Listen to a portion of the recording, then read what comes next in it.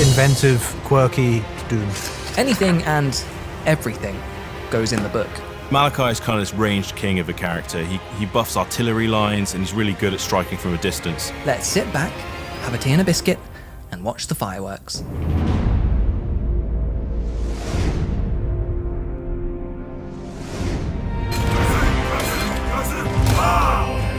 Caught between two worlds, the Slayer and Glorious Death, and the engineer who loves to tinker, Malakai Makaisson is truly a force to be reckoned with.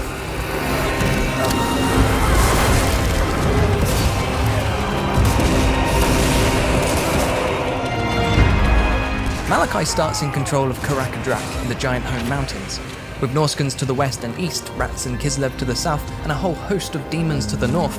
There's no better testing ground for a genius engineer with a death wish. But that's enough about me. There are munitions to enhance and airships to fly.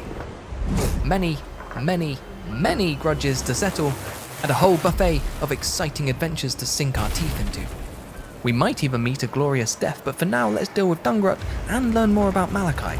Malakai is a really interesting character. He mixes being a slayer and being an engineer into a kooky little box. He's a bit of a fan favourite, but he wasn't featured in that many Games Workshop books. His playstyle is all around building a lot of artillery and missile units and pushing them to their limits. Malakai is kind of this ranged king of a character. He buffs artillery lines and he's really good at striking from a distance. Where he kind of falls down is in close range melee combat, where he can't really hold his own. You might say corner camping is a cowardly move, but I'm playing the waiting game. My cannons and gyrocopters have done some nice work, aided by Malakai's buffs. Gotrek and Felix are supporting the front line, and the Thunderers are picking off any upstarts getting too close. It's time for the main event. Let loose the spirit of Grungni.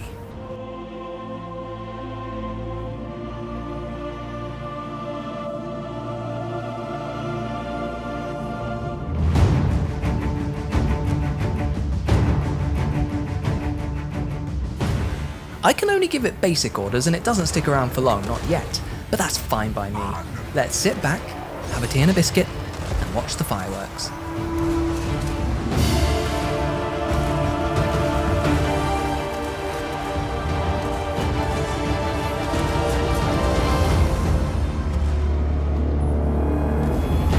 Tactical advantages abound, with the spirit of Grungni forever flying above us.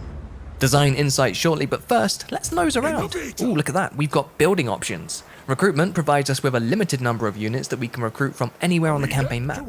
This also relates to any of our lords in the Spirit of Grungni's radius. Compartments aid in things like campaign movement, production, recruitment slots, unit experience, army upkeep, and increasing the time the Spirit of Grungni sticks around in battle. The Spirit of Grungni is tied to Malakai and gives him an immense advantage on the campaign map as well as in combat. Used at the right moment, and the spirit can mean the difference between victory or defeat. So the Spirit of Grungni is kind of this call-in power that we've never really had in Total War Warhammer before. The Spirit of Grungni forgoes the weakness of the Thunder Barge, which is getting into position. The spirit can drop in at any place and unleash hell. Malakai will speak to the dwarf players that are looking for something a little bit new. A lot of our existing characters don't have that same pushing their boundaries and inventiveness that comes with him. Also, these adventures are really thematic. To fulfill the fantasy of a Slayer, Malakai can set out on epic adventures which unlock in turn 5. But the constant pull of machinery is the lifeblood of any true Dowie, and Malakai has perfectly married these two vital parts of himself. To that end, adventures are paired with a type of unit. These units are highly recommended to use during the related adventure because when the axes are drawn, they'll give us a significant tactical advantage. We can use the higher adventure units mechanic to recruit a limited number of these units, even if we haven't unlocked them via the buildings tree. Every adventure has 6 independent objectives to complete, each upgrading the associated unit differently, but only 3 objectives are required to unlock the legendary battle. The more we complete, the stronger our unit becomes. Malakai's campaign really plays into the adventures he had with Gotrek and Felix. You'll be going around the world, collecting technologies and fighting these awesome battles. And as part of that, we incentivize you to upgrade some units which will be pretty pivotal in the success in taking on that beast. Malakai is different from other Slayers. Most of them are desperate to fulfill their oath. He's got some things to tinker with before that. As I've completed all 6 objectives, ever the overachiever, the legendary battle is unlocked. Before we go face our potential death, let's have a wee peek at the changes to the Dowie tech tree. I love trees, and now we've got 2 distinctive ones, guilds and clans. As we've been playing more aggressively, I've gone full throttle into the clans tree to give us every edge when the grudges start grudging. Check out the blog to see the full changes to the dwarf factions, or stick around and watch me shoot this cannon. Oh, silly elves, you can't beat my turtle formation. They're cavalry sneakily trying to get to our cannons. Thankfully, we have a shield of miners. No, you're not supposed to go behind the miners. I'm going to pretend that's not happening and summon the spirit of Grungni.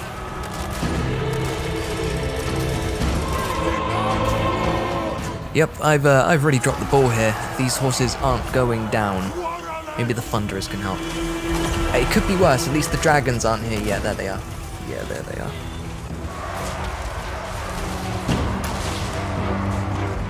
You know what? This is fine. We've still got 1 cannon. We only need 1. I hope.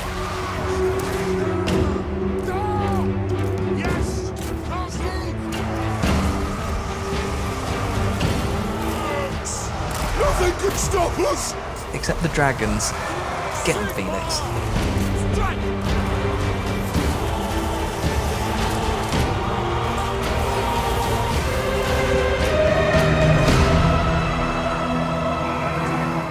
Right, well, that could have gone worse, but with the dragons dealt with, we're on the cusp of victory. 1 adventure down.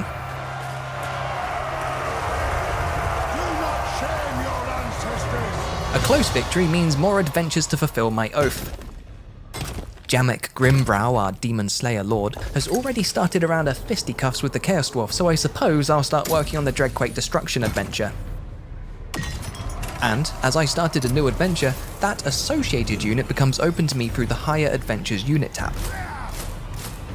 Malakai's fantasy is one of really 2 halves. He's a slayer, but he's also this eccentric genius engineer. So for players who want to tinker with all various types of dwarf technology whilst also adhering to the strict rules of the Slayer Oath, this is your guy.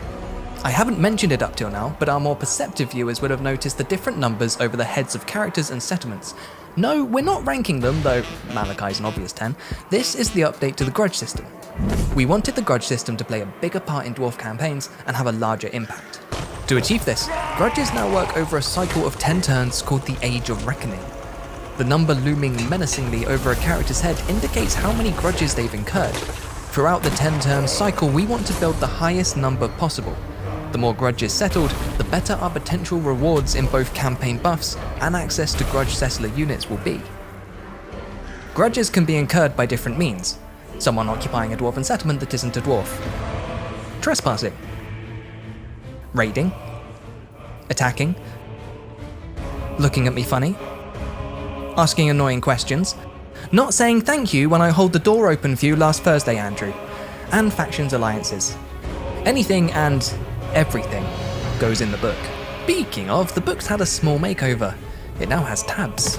Let's flick through them. Legendary Grudges are long-term campaign goals offering powerful rewards. Completing Retake the Realms, for example, gives you a hefty chunk of settled grudges and reopens the Underway, allowing quick and easy passage around the region. In the Legendary Lords tab, we can compare our settled grudges against our fellow Dowie, and, if formidable enough, confederate them. Finally, the Grudge Settlers tab gives us an overview of all the Grudge Settler units and at what grudge level they're unlocked. Once an Age of Reckoning is done, you have the choice to take a 10-turn break from grudging or immediately jump back in, righting wrongs. We took a look at the grudge mechanic and thought the flavour was there, but the gameplay was a little stagnant.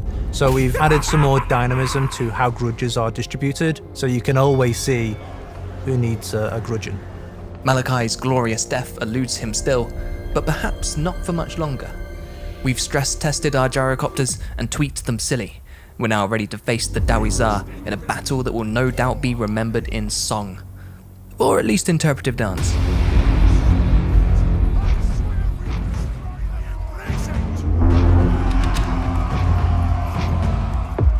Time to prove these Hashut-worshipping fiends are no match for a true Dowie's engineering prowess.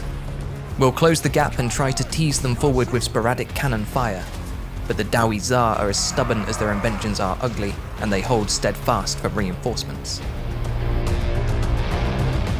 The convoys arrived, so we'll head them off with our gyrocopters.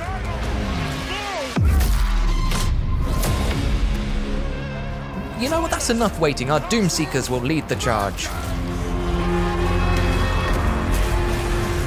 So Doomseekers are kind of like this elite Slayer unit, think aspiring champions, but on the dwarf roster. They have this ability where if you push the button, they just spin around and deal loads and loads of damage. So with their dual chain axes, they're really going to cause some havoc.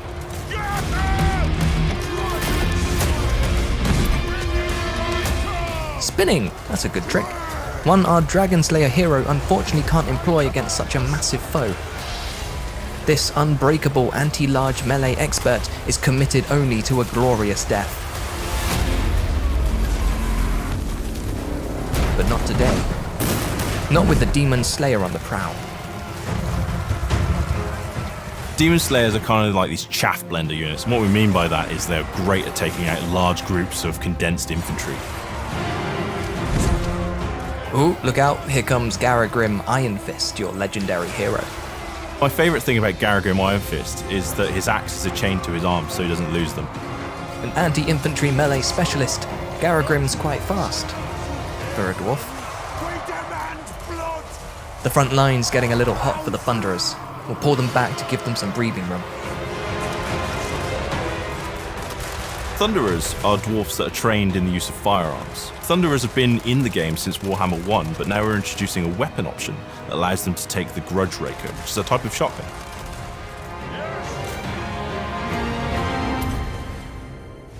Away from the bulk of the battle, our gyrocopters and the Spirit make short work of the incoming reinforcements.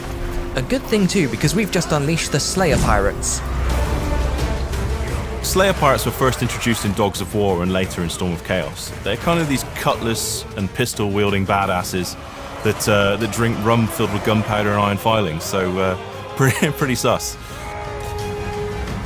We didn't quite manage to catch the train. I don't mean, that's not a pun. And it's wreaking havoc with the Thunderers. Time for the Goblin Hewer. The Goblin here is a spinning construction of death and mayhem that fires axes at rapid succession at the enemies. Once the ammunition has all been depleted though, it's also crewed by Slayers, which then run headlong into the battle.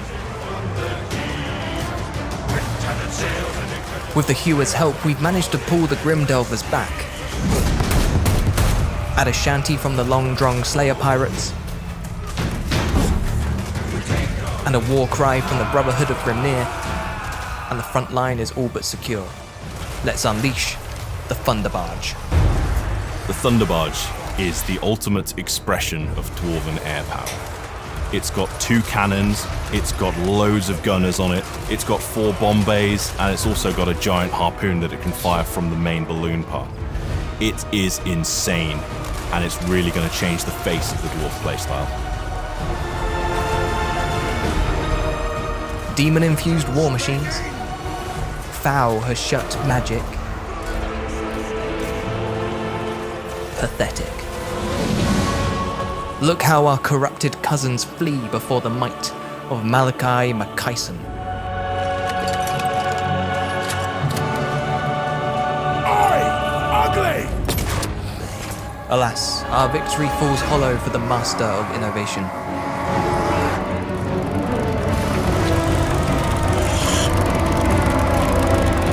A glorious death has escaped Malakai once more, and we can only curse our exceptional talent for this grave what's this?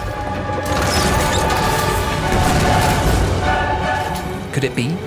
Was this the last of Malakai Makaisson's adventures? Has our hero met the glorious end he has so desperately sought? Or will you see just how far his inventions will take him? Thoughts? Comments? Biscuits? Share them below or follow our links to wishlist now.